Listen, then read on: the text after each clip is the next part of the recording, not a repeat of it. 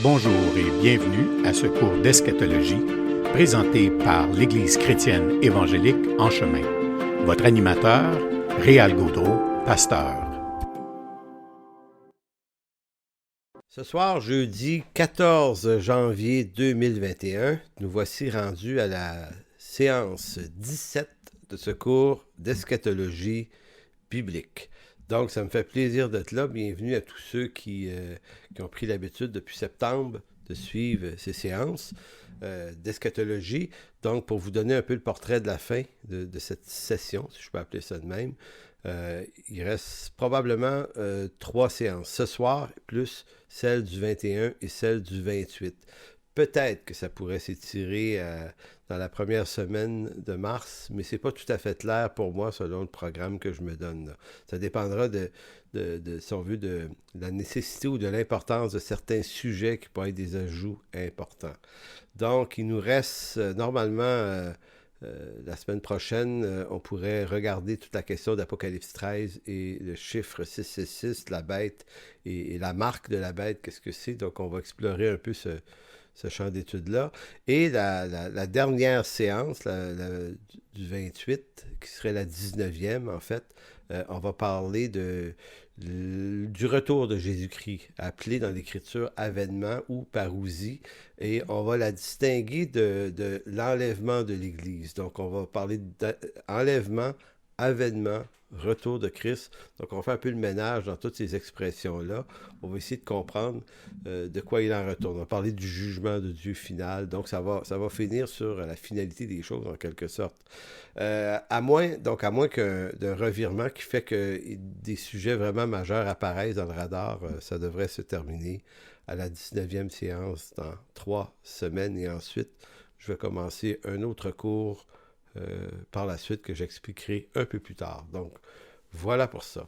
Donc, la semaine dernière, on a exploré les textes, mais surtout l'idée voulant qu'un 4e temple serait reconstruit à Jérusalem, en vue que s'y accomplisse un événement qu'on appelle l'abomination de la désolation dans le temple. Et tout ça, c'est pour accorder de l'importance à un texte de Paul en 2 Thessaloniciens 2, 3 et 4, où Paul semble mentionner que 2 choses doivent arriver avant l'avènement, donc avant la parousie. Un, l'apostasie, et ça, on voit bien que c'est en Occident extrêmement avancé, l'apostasie, le reniement de la foi, donc, évidemment, mais c'est pas vrai nécessairement n'importe où dans le monde, donc mais peu importe. C'est pas à nous, de toute façon, d'établir des cadrans chronologiques sur quand est-ce que ces choses-là vont arriver. On est averti de multiples façons dans l'Écriture de faire attention à ça.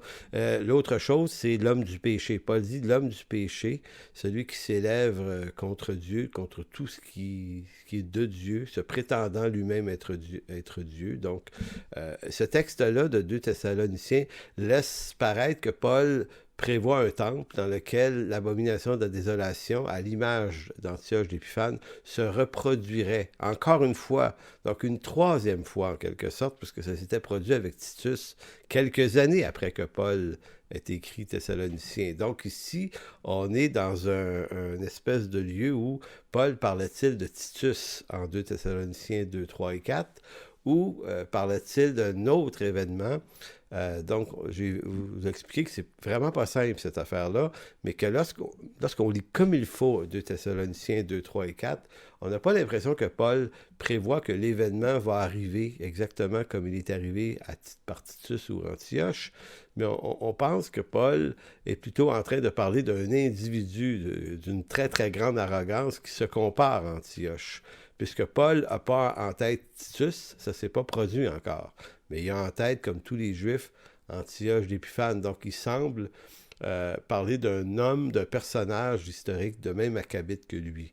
Donc, devons-nous le craindre? Parce que ça apparaît dans le radar comme étant un des 2 événements avec l'apostasie qui devrait arriver avant la parousie.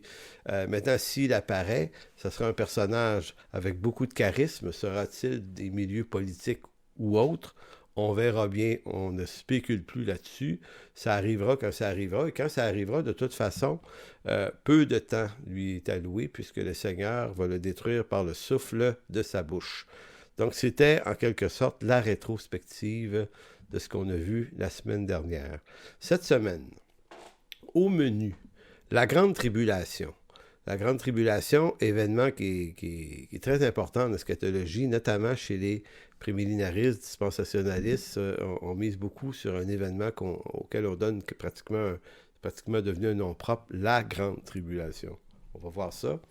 Deuxième point ce soir, qui sont les deux témoins d'Apocalypse 11. Un autre sujet quand même assez important, à savoir qui sont ces deux personnages. Sont-ils littéraux? Sont-ils symboliques? Et la raison pour laquelle j'ai cru bon de m'intéresser à Apocalypse 11 et les deux témoins, c'est parce que ça nous permet de faire un exercice d'interprétation symbolique.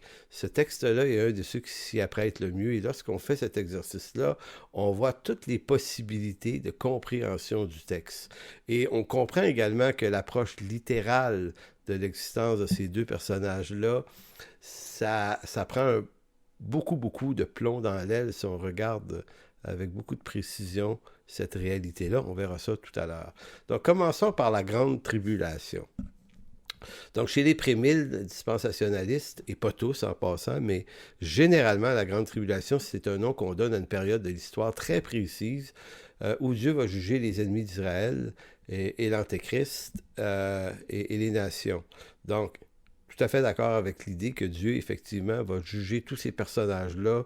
Tout le monde va y passer. Tous ceux qui n'appartiennent pas à Christ, évidemment, vont subir un jugement. Là-dessus, on est d'accord, mais est-ce que la Grande Tribulation ici se résume à être un événement du genre, puis là, j'ai pris un texte ici, là, la Grande Tribulation est une période future, en tout cas de leur point de vue, durant laquelle le Seigneur accomplira son jugement sur les habitants de la terre, les incroyants et les impies.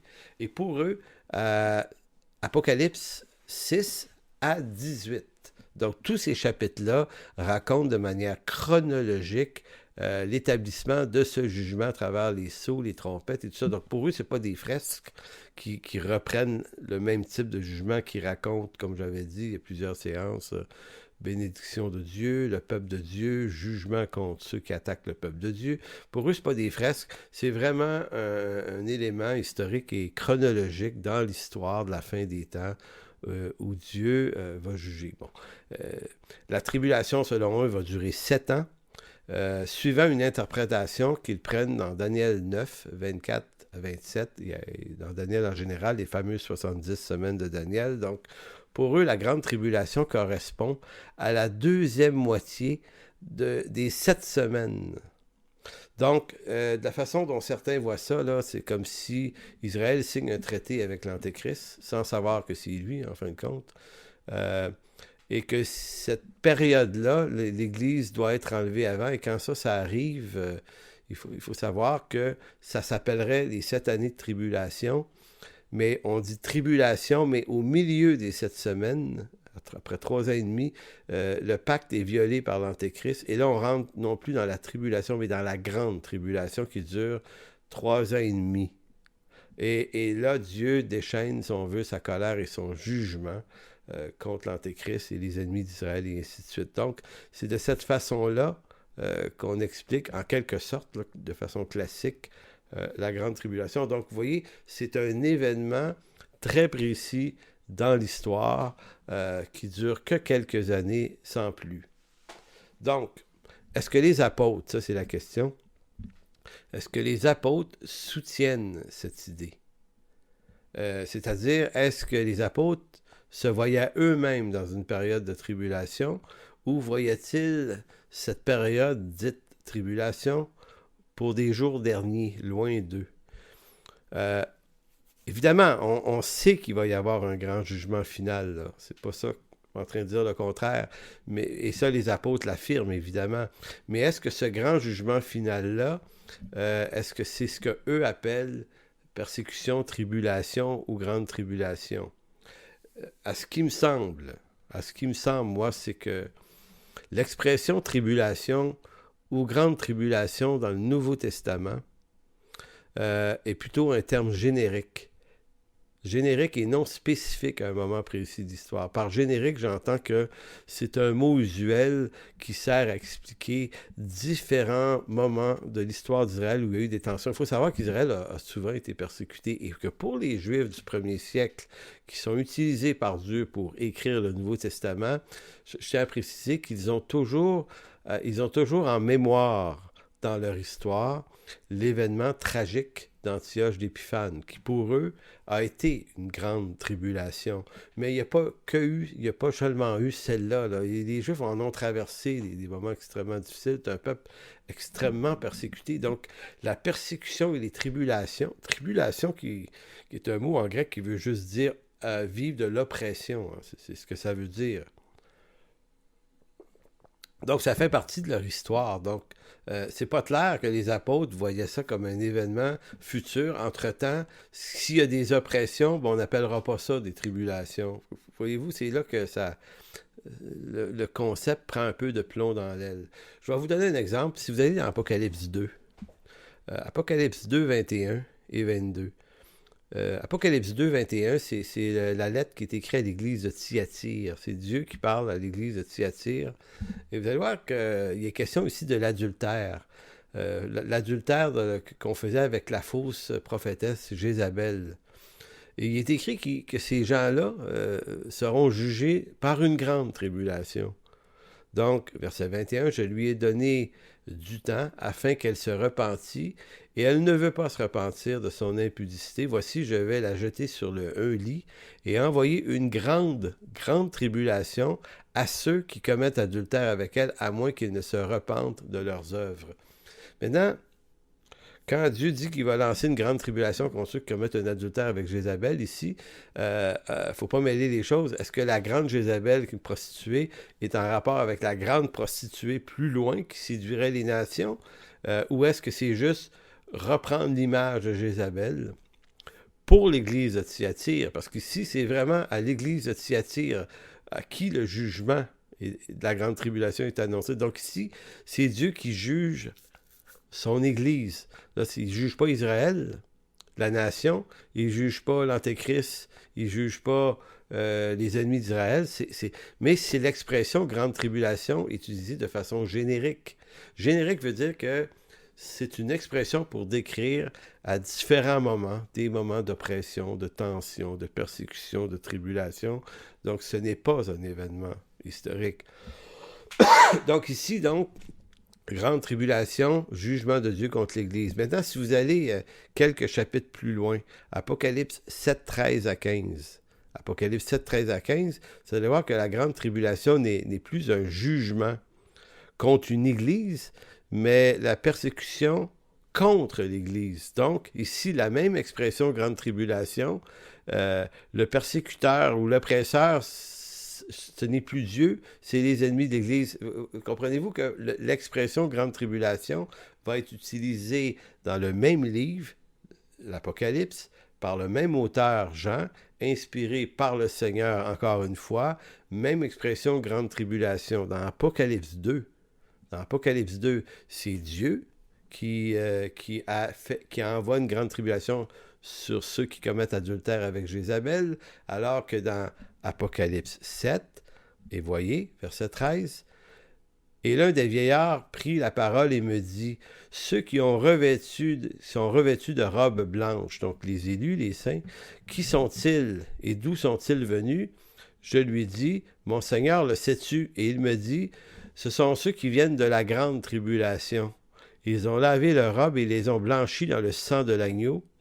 C'est pour cela qu'ils sont devant le trône et le servent jour et nuit dans son temple. » Bon, il faut remarquer dans ce passage ici qu'Apocalypse 7, c'est dans le premier tiers du livre de l'Apocalypse.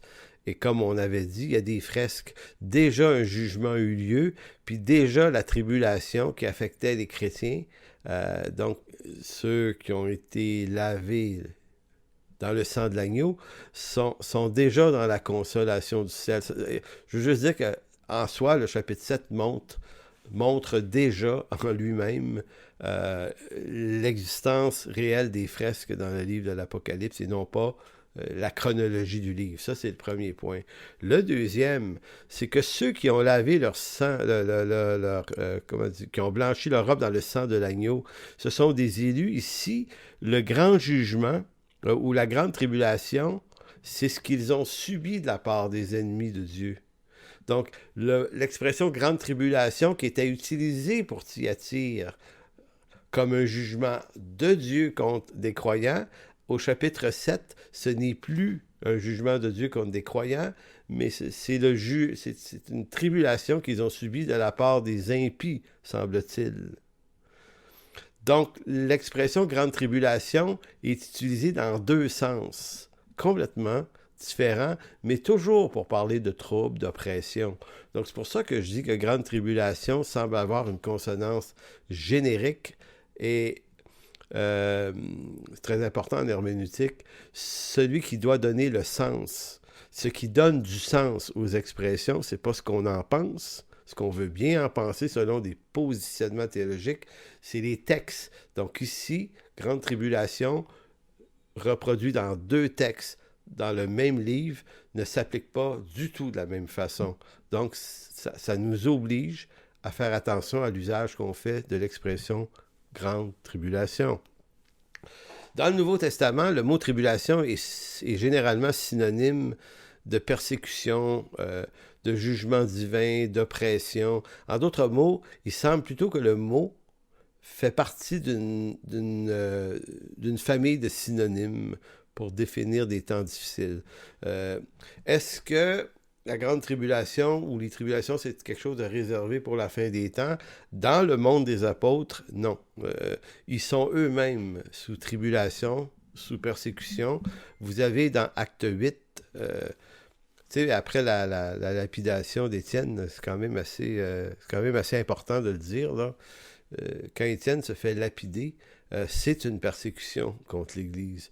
Et au chapitre 8, Acte 8, au verset 1 et 2, Saul avait approuvé le meurtre d'Étienne et il y eut dans ce jour une grande persécution. Ici, ce n'est pas une grande tribulation, mais une grande persécution contre l'Église de Jérusalem, et tous, excepté les apôtres, se dispersèrent dans les contrées de la Judée et de la Samarie. Donc, vous voyez encore l'usage, utiliser le mot « grande » avant persécution ou « grande » avant tribulation. Donc, est-ce que c'est pas usuel? Est-ce que c'est pas juste un langage, une façon de parler de persécution, mais ça veut rien dire de plus? Dans Acte 13, un peu plus loin, vous avez un autre épisode où Paul... lorsque Paul et Silas sont partis, envoyés par l'église d'Antioche, en Acte 13, ils se retrouvent, c'est-tu Antioche de Pisidie, je pense, mais peu importe la ville, ils ont annoncé l'évangile, puis ça a créé des troubles. Au verset 49 d'Acte 13, il dit « La parole du Seigneur se répandait dans tout le pays, mais les Juifs excitèrent les femmes dévotes de distinction et les principaux de la ville. Ils provoquèrent une persécution contre Paul et Barnabas et les chasseurs de leur territoire. »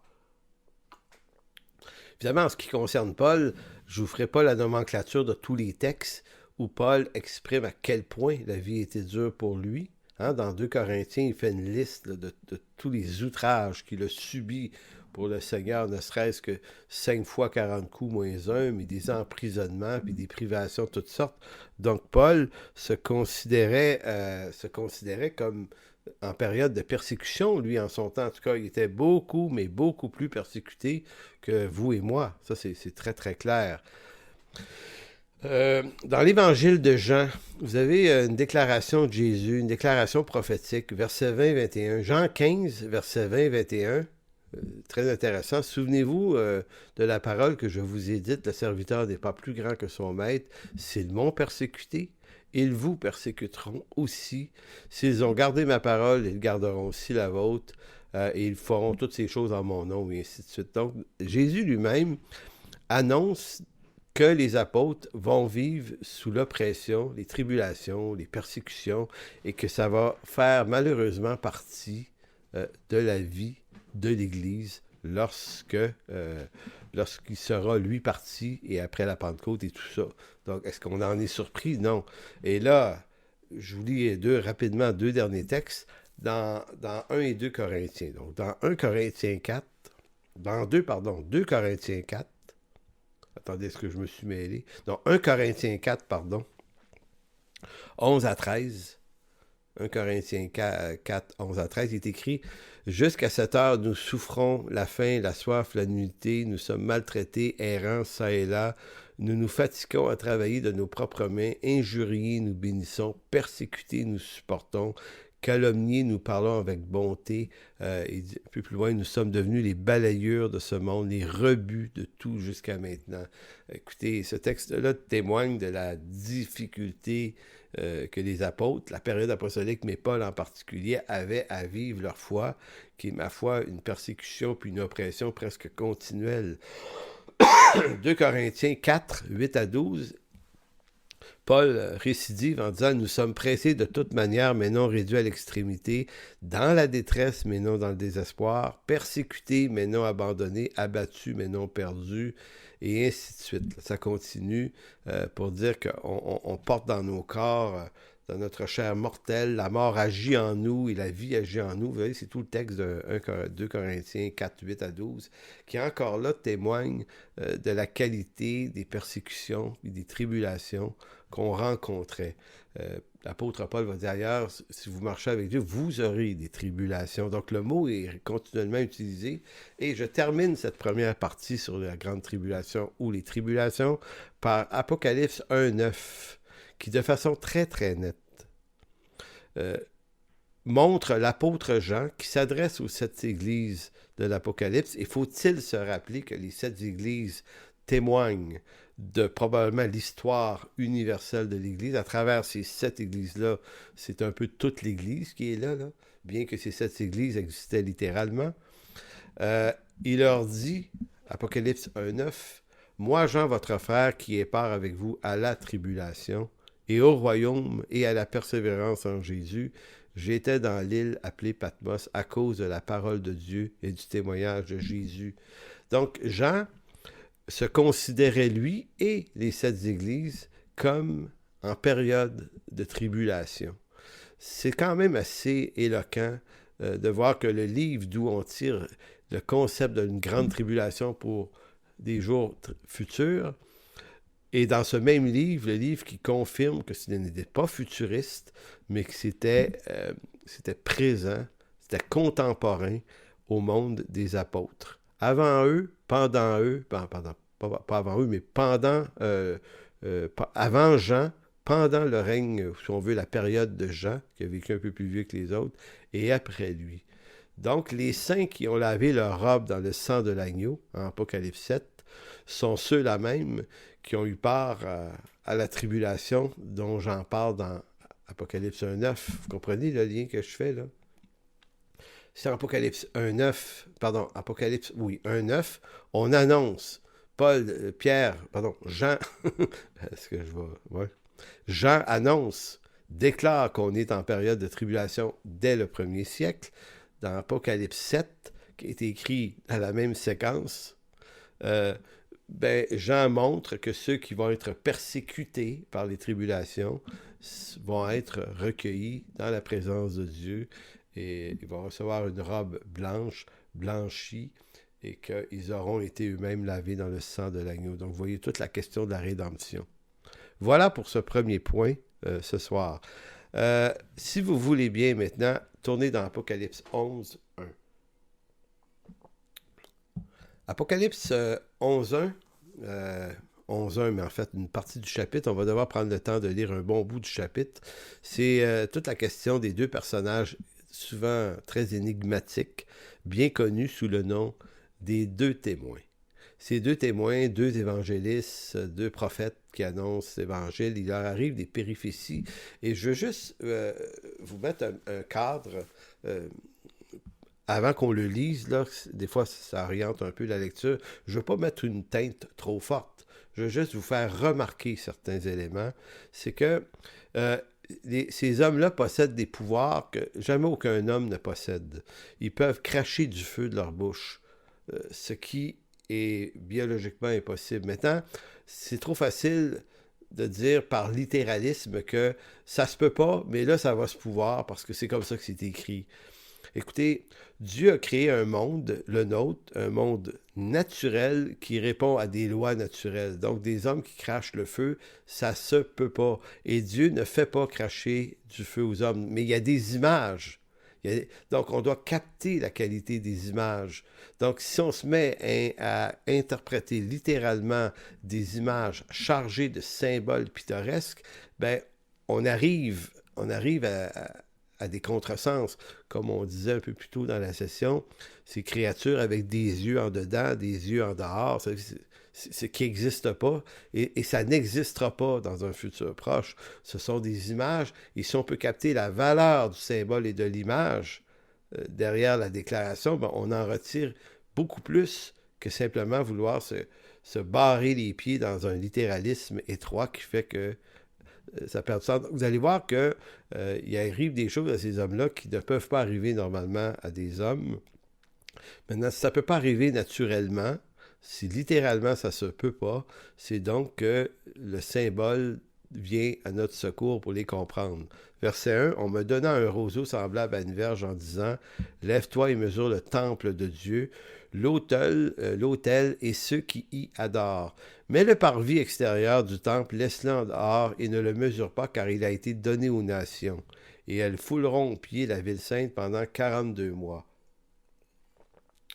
Je donnerai à mes 2 témoins, ça commence ici, le pouvoir de prophétiser, revêtus de sacs pendant 1260 jours.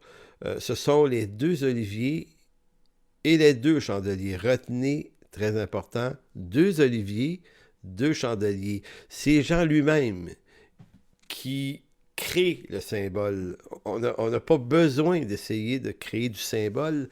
C'est 2 témoins, c'est 2 oliviers, puis c'est 2 chandeliers. Donc, dès lors, il nous projette dans l'Ancien Testament, et on va aller voir dans quel texte il nous projette exactement un peu plus tard. Donc, ce sont 2 oliviers, 2 chandeliers qui se tiennent devant le Seigneur de la terre. Si quelqu'un veut leur faire du mal, du feu sort de leur bouche et dévore leurs ennemis. Et si quelqu'un veut leur faire du mal, il faut qu'il soit tué de cette manière. Pour ceux qui leur font du mal. Hein. Ils ont le pouvoir de fermer le ciel afin qu'il ne tombe point de pluie pendant les jours de leur prophétie. Ils ont le pouvoir de changer les eaux en sang et de frapper la terre de toute espèce de plaie chaque fois qu'ils le voudront. Donc ici, on commence à avoir une instruction sur la valeur des symboles. Fermer le ciel, c'était Élie, hein? Il n'avait pas tombé de pluie. Changer l'eau en sang et les plaies, c'est Moïse. Donc, on pourrait dire, c'est ces 2 hommes-là qui vont ressusciter, parce que certains le voient comme ça. On verra ça plus tard, si ça se peut. Là. Quand ils auront achevé leur témoignage, la bête qui monte de l'abîme leur fera la guerre, les vaincra et les tuera, et leurs cadavres seront sur les places de la grande ville, qui est appelée, dans un sens spirituel, Sodome et Égypte, là même où leur Seigneur a été crucifié. Des hommes d'entre les peuples, des tribus, les langues et les nations verront leurs cadavres pendant 3 jours et demi. Je tiens à répéter là ici l'usage des chiffres symboliquement aussi. C'est souvent 3 jours et demi, 3 ans et demi. Il y a comme l'usage que Jean fait d'une symbolique de l'Ancien Testament qui est très intéressante. Malheureusement, on ne peut pas rentrer dans l'explication de tous les symboles, mais c'est vraiment intéressant. Bon, il ne permettra pas que leurs cadavres soient mis dans un sépulcre. Donc, l'idée, c'est qu'ils vont mourir, on va les tuer, puis on va les laisser pourrir sur la place publique. Et à cause d'eux, les habitants de la terre se réjouiront et seront dans l'allégresse, ils s'enverront des présents les uns aux autres, parce que les 2 prophètes ont tourmenté les habitants de la terre. Après les 3 jours et demi, un esprit de vie venant de Dieu entra en eux, et ils se terrent sur leurs pieds. Donc, c'est donc des ressuscités. Et une grande crainte s'empara de ceux qui les voyaient. Et ils entendirent du ciel une voix qui leur disait « Montez ici ». On entend encore ici, là, référence probablement à Élie, le char, qui est, bon, vous voyez, c'est assez intéressant. Et ils montèrent au ciel dans la nuée, et leurs ennemis les virent. Mais monter ici, ça s'applique aussi à Jésus, à son ascension. À 7 heures, verset 13, à cette heure-là, il y eut un grand tremblement de terre, et la 2e partie de la ville tomba. 7000 hommes furent tués.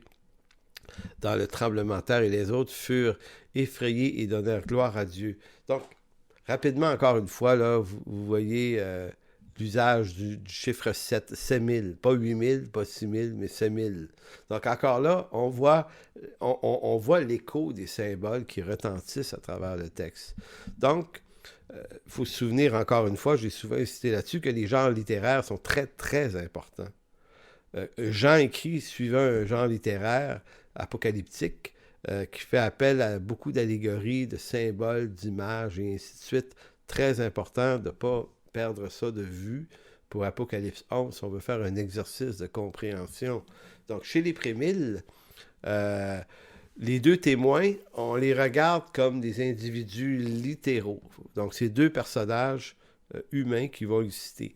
Évidemment, il est tentant de voir Moïse et Élie ressuscités parce que ce sont également ceux qui sont apparus sur le mont de la transfiguration, je pense dans Matthieu 17, si ma mémoire est bonne. Donc, on dit, OK, Moïse, Élie, à la fois, il y a dans le texte des symboles qui relient les deux témoins à des miracles dont ils ont été, si on veut, les performateurs. Puis à la fois, ces deux hommes-là sont réapparus sur le mont de la transfiguration. Donc, on commet une hypothèse en disant, ben, c'est peut-être eux autres. D'autres pensent que ça pourrait être Enoch et Élie. Pourquoi Enoch? Ben, Enoch, si ma mémoire est bonne, dans Genèse 5, Enoch et Élie seraient deux hommes qui n'ont toujours pas connu la mort. Parce qu'il est donné à l'homme de mourir une seule fois, après quoi vient le jugement, et tous les hommes doivent mourir. Mais on sait que Enoch et Élie, Enoch avait été enlevé au ciel, en Genèse 5, Élie aussi. Donc, si ces deux hommes-là n'ont pas connu la mort, on peut faire l'équation suivante, ben, il y aurait juste deux hommes qui pourraient revenir n'ayant pas connu la mort, c'est ces deux hommes-là. Donc, vous voyez, ça peut être une autre hypothèse. Pour d'autres, ben, ça peut être deux hommes encore inconnus, qui ne sont pas forcément Enoch, Élie ou Moïse, mais deux hommes, mais on tient à la littéralité de l'existence de ces deux hommes-là. Donc, je vous avais expliqué pourquoi certains pensent que c'est Moïse, pourquoi c'est Élie. Je vous relis le verset 6 qui pointe vers ça. Ça dit, ils ont le pouvoir de fermer le ciel afin que la pluie ne tombe pas, c'est Élie, et changer l'eau en sang, c'est Moïse. Verset 6, encore, toute espèce de plaie, les 10 plaies, c'est Moïse. Donc, ainsi de suite. Donc, vous voyez un peu de quelle façon, chez ceux qui accordent au texte une valeur très littérale, vont faire ce genre d'association-là. Et c'est loin d'être bête, là, ça fait plein de bon sens, jusque dans une certaine mesure. Sauf que il y a moyen de regarder le texte autrement et d'aller chercher beaucoup plus d'informations en regardant la qualité des images. Donc, de ne pas accorder une valeur littérale aux chiffres, aux individus et aux descriptions, mais aller comprendre comment symboliquement ces images-là ont une valeur beaucoup plus signifiante.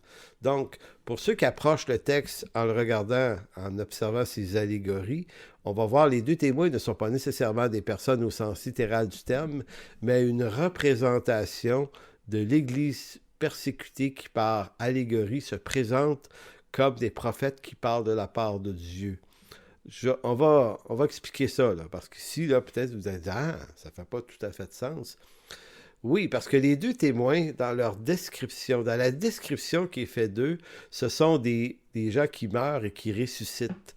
Et ça n'arrive qu'à deux catégories de personnes dans l'histoire de l'humanité. D'abord, c'est arrivé à Christ, mort et ressuscité. Et ça arrive à l'Église. L'Église, c'est la communauté des morts ressuscités en lui. Donc, pourquoi serait-il une figure de l'Église? Bien, parce que le texte les décrit comme des témoins. Et il les décrit comme des témoins qui prophétisent. Donc, voici comment Apocalypse 11.4 les décrit.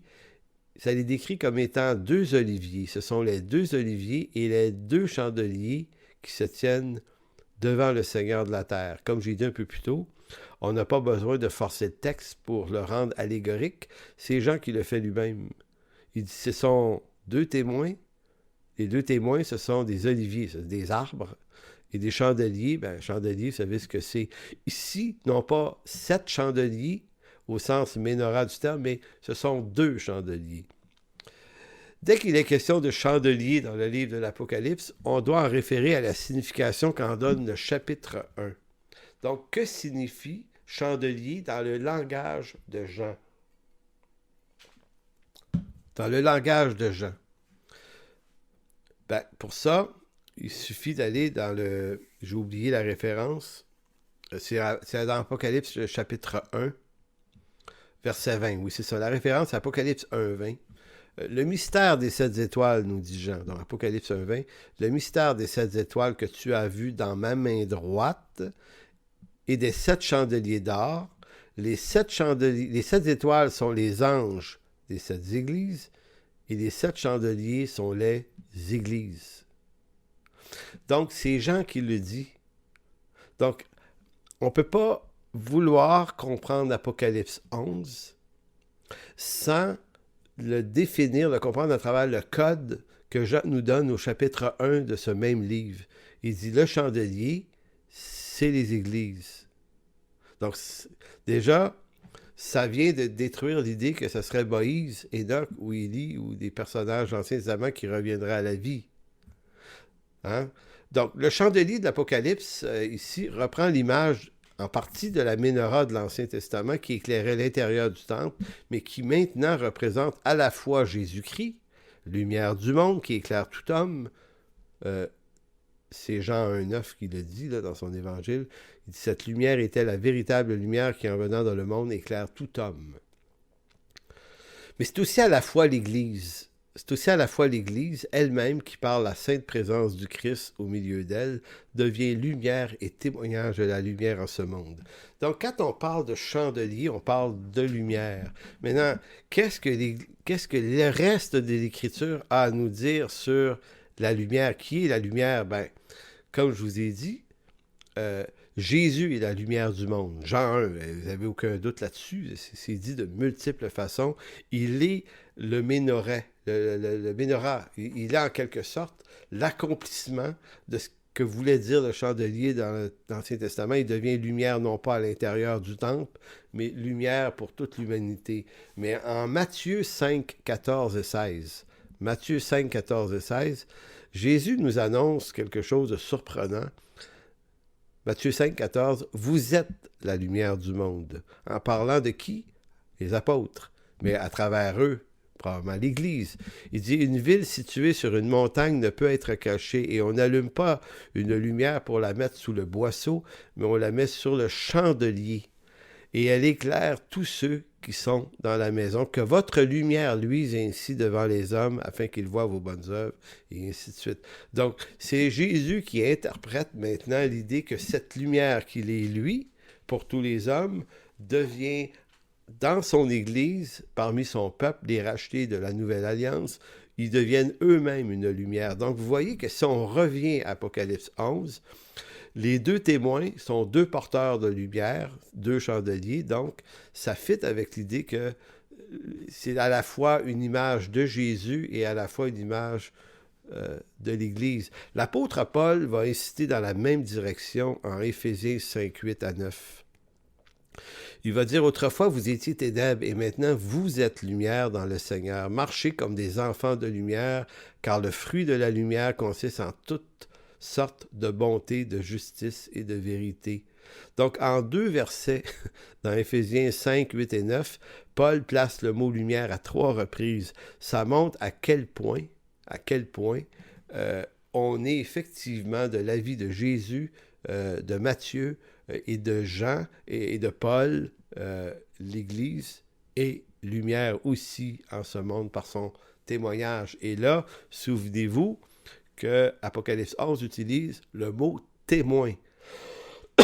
Et ce que Jésus parle dans Matthieu, c'est qu'on est les témoins de cette lumière. Donc, déjà, ça commence à nous rapprocher d'Apocalypse 11 sur que symbolisent les 2 témoins.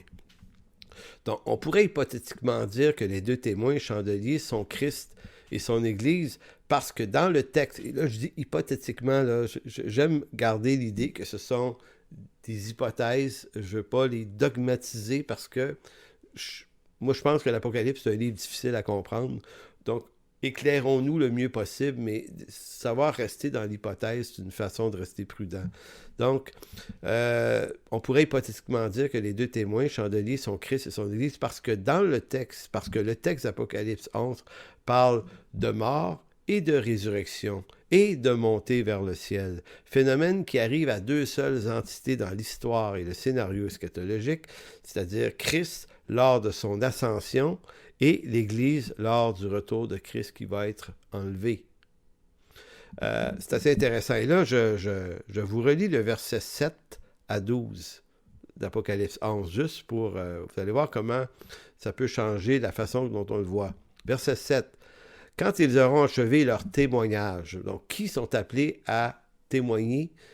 C'est les chrétiens, l'Évangile. Donc quand ils auront achevé leur témoignage, la bête qui monte de l'abîme leur fera la guerre, les vaincra et les tuera. » Ça illustre fort bien l'histoire de l'Église où Satan, la bête, et tous ses serviteurs ont persécuté l'Église du Dieu vivant depuis les apôtres qui ont été eux-mêmes martyrisés jusqu'à la fin des temps. Donc, ici, la victoire est pas surprenante, c'est une victoire souverainement permise par Dieu. Il dit « Et leurs cadavres seront sur la place de la grande ville qui est appelée dans un sens spirituel Sodome et Égypte. » Là, il y aurait des choses à dire, mais je me tais parce que sinon, ça va durer trop long, mais il y a beaucoup de choses intéressantes encore ici.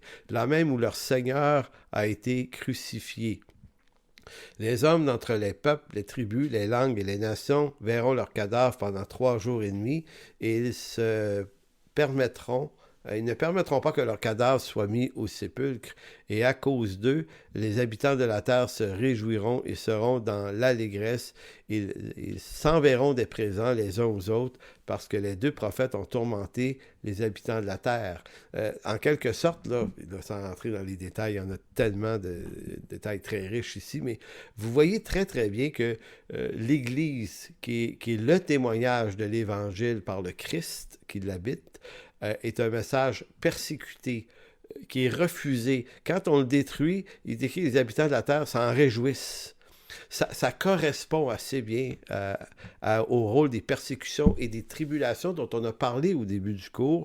Ça fait partie de l'histoire de l'Église d'avoir à subir des tribulations de toutes sortes. Verset 11. Après 3 jours et demi, un esprit de vie venant de Dieu entra en eux, et ils se tinrent sur leurs pieds, et une grande crainte s'empara de ceux qui les voyaient, et ils entendirent du ciel une voix qui leur disait « Montez ici », et ils montèrent au ciel dans la nuée, et leurs ennemis les virent. Écoutez, comment ne pas voir ici tout l'écho de la résurrection des morts, de ceux qui sont rachetés. À la fois le Christ est ressuscité, mais à la fois l'esprit de vie. Ça parle de notre nouvelle naissance, notre nouvelle vie. Nous étions morts, Paul dit dans Colossiens 3, mais on était rendus à la vie par Christ. Donc, les similitudes dans le texte font écho à des dizaines et des dizaines d'autres textes dans l'Ancien, mais aussi, mais surtout dans le Nouveau Testament, sur la résurrection des élus. Donc, à travers ces 2 personnages, témoins, mais aussi Olivier, et là on va aller essayer de comprendre ce que peut vouloir dire Olivier. Olivier chandelier, donc les 2 images qui sont utilisées par Jean nous renvoient à l'idée qu'il s'agit probablement du peuple de Dieu. Le prophète Zacharie maintenant. Si vous avez votre Bible, vous tournez dans Zacharie 4. Vous savez, l'information que je vous donne aujourd'hui, j'aurais pu l'étaler sur au moins 2 séances pour mettre un peu plus d'aération dans tout ça. Mais bon, j'ai choisi de le faire dans une séance, donc c'était un peu compressé. Mais voilà, parce qu'il y a d'autres textes qui pourraient éclairer tout ça. Donc, le texte de Zacharie, d'où origine cette illustration des 2 oliviers, est très importante aussi. Donc, Zacharie 4, versets 1 à 3, l'ange qui parlait avec moi revint. Et là, vous avez, juste dans cette approche de Zacharie, ça ressemble tellement à Apocalypse 11 parce qu'il y a un questionnement entre celui qui reçoit la révélation et il pose des questions. Je ne relirai pas Apocalypse 11, mais si vous allez le voir, vous allez voir qu'on voit dans Apocalypse 11 un écho de Zacharie 4. Donc l'ange qui parlait avec moi revint, il me réveilla comme un homme que l'on réveille de son sommeil. Il me dit, « Que vois-tu? » Je répondis, « Je regarde et voici, il y a un chandelier tout d'or, surmonté d'un vase et portant 7 lampes, avec 7 conduits pour les lampes qui sont au sommet du chandelier. Et il y a près de lui 2 oliviers, l'un à la droite du vase et l'autre à sa gauche. » Alors, je ne sais pas si vous voyez que c'est clairement le texte de référence de Jean dans Apocalypse 11, puisqu'on retrouve olivier et chandelier. Vous vous souvenez?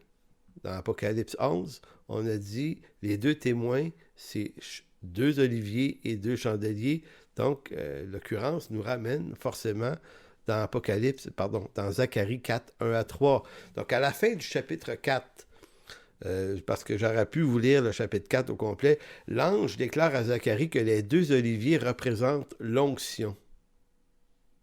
Yitchar en hébreu. Ce que ça veut dire, ce mot-là, c'est de l'huile fraîche. Maintenant, dans l'Écriture, l'huile est une figure de quoi? De qui, en fait? Du Saint-Esprit. L'onction, l'Esprit Saint sont toujours collés ensemble dans l'Écriture.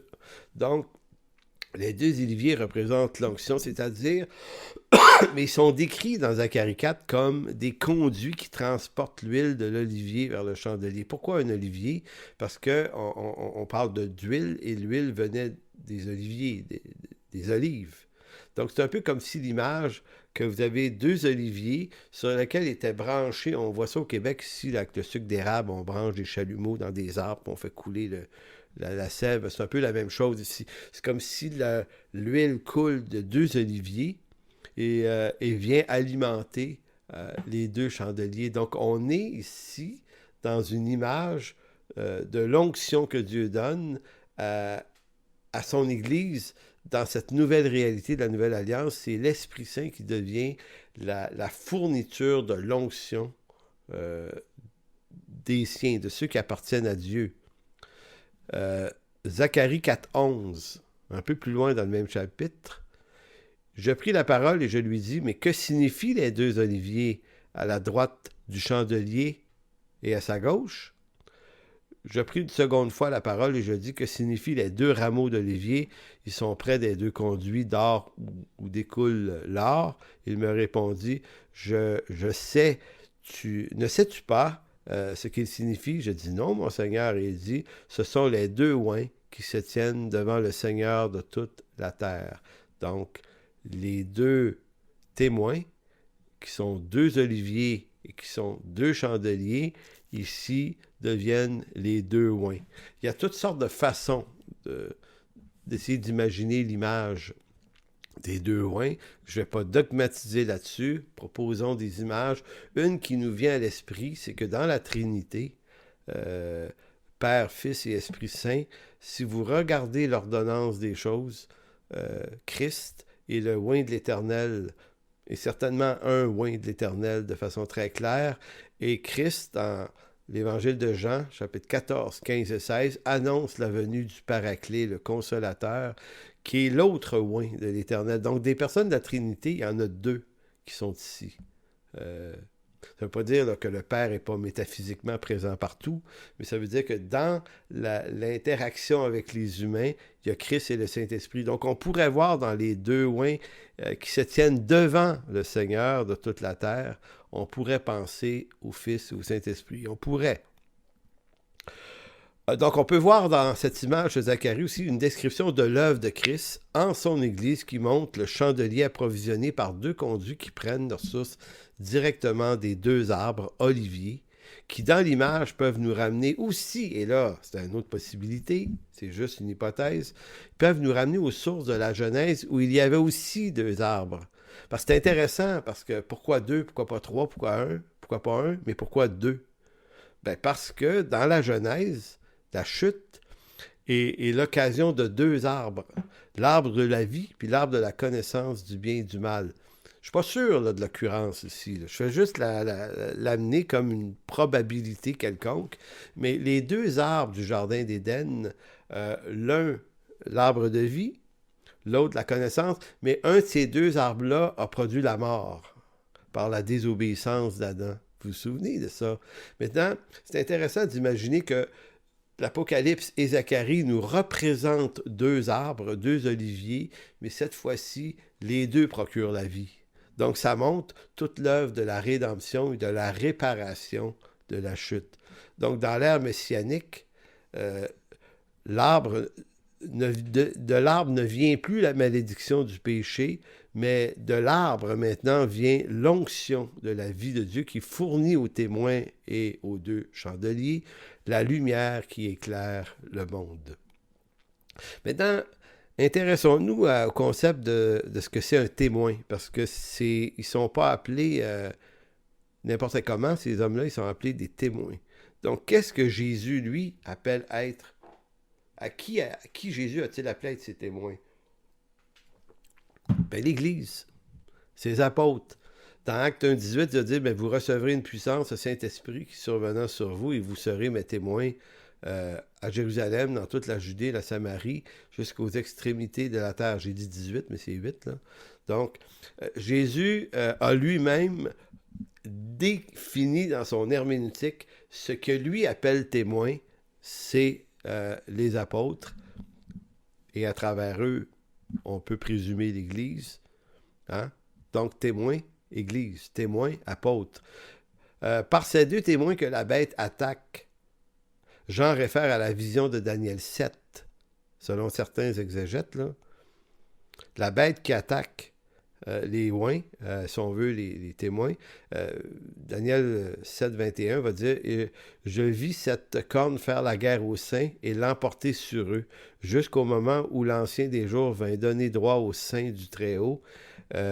Et le temps arriva où les saints furent en possession du royaume, un temps des temps et la moitié des temps. » Vous savez, il y a une occurrence ici à cause du 3,5. Donc, on a eu 3 semaines et demie, on a eu 3 ans et demi, puis si on a un temps des temps et la moitié d'un temps, donc encore 3,5 quelque chose. Donc, on revoit les mêmes images. C'est toujours 3,5, mais c'est jamais 3,5 la même affaire. Mais on voit que c'est pour ça que la valeur numérique est moins importante que la valeur symbolique de l'expression, mais on retrouve dans Daniel 7 cette même idée d'un personnage qui fait la guerre aux saints. Il l'emporte sur eux, mais l'Ancien des jours leur redonne la vie. Vous avez encore Apocalypse 11 en Daniel 7, 21, 22 jusqu'à 25. Jean ajoute que ces deux témoins prophétisent pendant 3 ans et demi, même temps que ce que disaient d'autres textes. Chapitre 11, verset 2, mais le parvis extérieur du temple laissé dehors ne le mesure pas, car il a été donné aux nations, et ils fouleront aux pieds la ville sainte, et ainsi de suite. Donc, vous avez encore ici d'autres images de persécution contre le peuple de Dieu, et le peuple de Dieu étant l'Église dans l'esprit de Jean. Donc, c'est donc l'Église qui subit la chose. Maintenant, allons, et on s'approche de la conclusion aujourd'hui. Pourquoi 2 témoins? Parce que c'est énigmatique un peu, pourquoi pas un?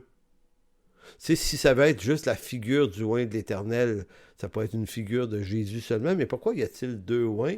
Ce qui nous force à dire, ben, les 2 oints, ça peut être Christ et l'Esprit Saint, ça ferait un certain sens. Ça peut être Christ et son Église, ça fait du sens aussi. Mais est-ce que c'est si important de savoir qui sont-ils exactement? Peut-être que c'est pas tant important que ça, mais ce qui est important, c'est de comprendre pourquoi il y en a 2 et pourquoi pas un seul. Eh bien, la réponse est simple. C'est parce que la Bible entière insiste toujours sur l'importance de 2 témoins pour confirmer une vérité. C'est repris dans Matthieu 18, sur la déposition de 2 ou 3 témoins. Donc, une personne, c'était pas assez. Il en fallait au moins 2, puis potentiellement 3. OK? Vous avez ça dans Deutéronome 17. Deutéronome 17,6, je vous lis une suite de versets très rapidement. « Celui qui mérite la mort sera exécuté sur la déposition de 2 ou 3 témoins. » Deutéronome 19,15. « Un seul témoin ne suffira pas contre un homme pour constater un crime. Il en faut au moins 2 ou 3 témoins. » Deutéronome 19,15. Dans Matthieu 18, encore là, s'il ne t'écoute pas, prends avec toi 2 personnes. Et toute l'affaire se réglera sur la déclaration de 2 ou 3 témoins.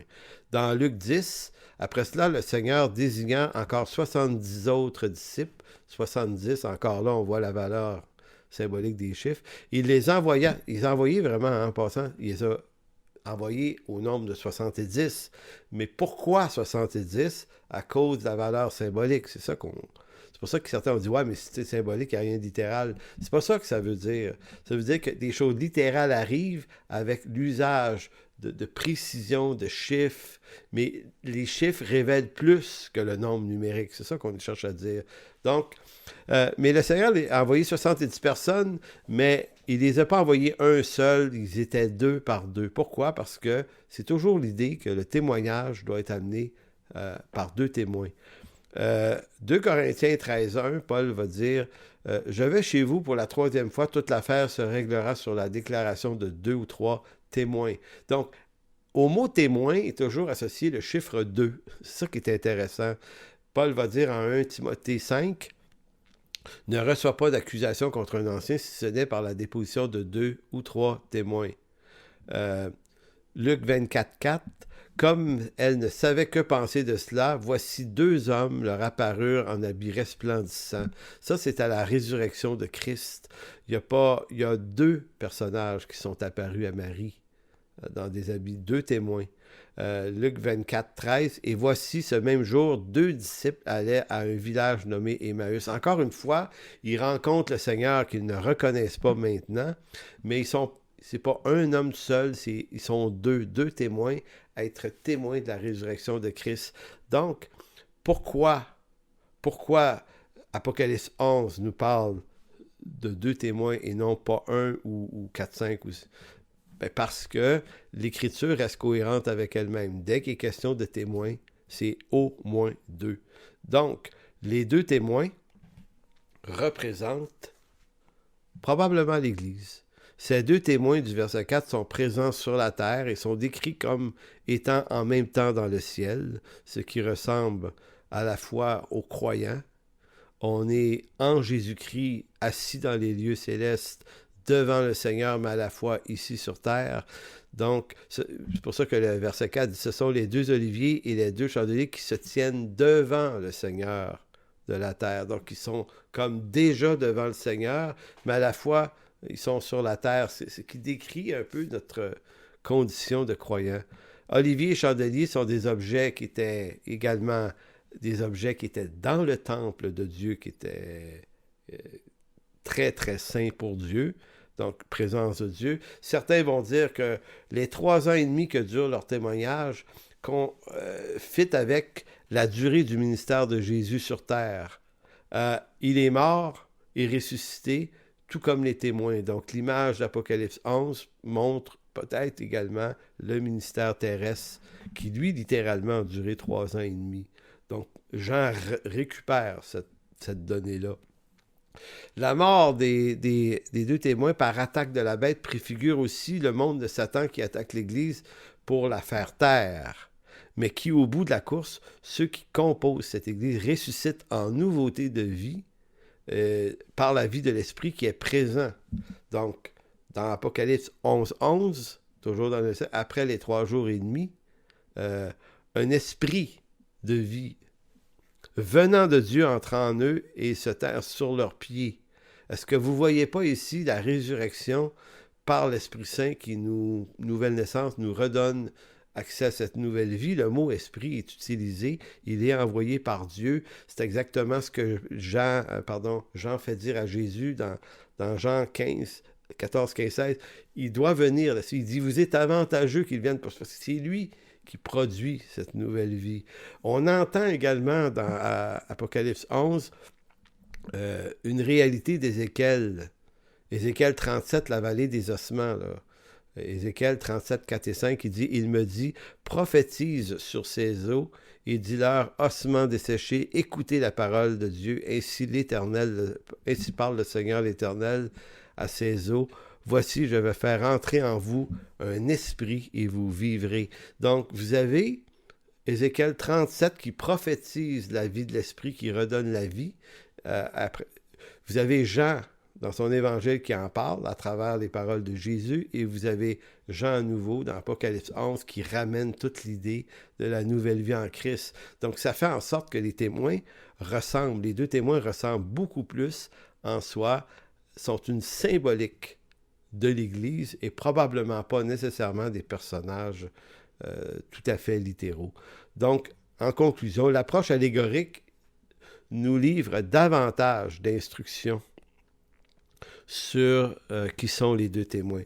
D'autant plus que les caractéristiques de ces deux personnages, qu'ils crachent du feu, qui ont un certain nombre de pratiques qui sont impossibles à la vie biologique des hommes. Donc l'image du feu ne peut que rappeler le feu venant du ciel pour juger les prophètes de Baal et d'Astarté. Effectivement, quand ils crachent le feu, c'est pas qu'ils crachent du feu littéralement, c'est plutôt que Jean ramène ce jugement d'Élie. Il veut vraiment aller chercher ce matériel-là pour dire qu'un jugement de Dieu s'est abattu contre 850 prophètes en 1 roi 18. Là. Les prophètes de Baal et d'Astarté ont été désintégrés par le feu. Donc, on sent que c'est plutôt à cette image-là que Jean en réfère. Donc, en quelque sorte, Jean, dans Apocalypse 11, récupère des dizaines d'images et de symboles de l'Ancien Testament pour nous parler de la vie, du témoignage et de la victoire de Christ, malgré les persécutions, malgré les tribulations. Elle est triomphante par Jésus-Christ à la fin. Alors, merci Seigneur de bénir cette classe d'eschatologie ce soir et tous ceux qui l'entendent.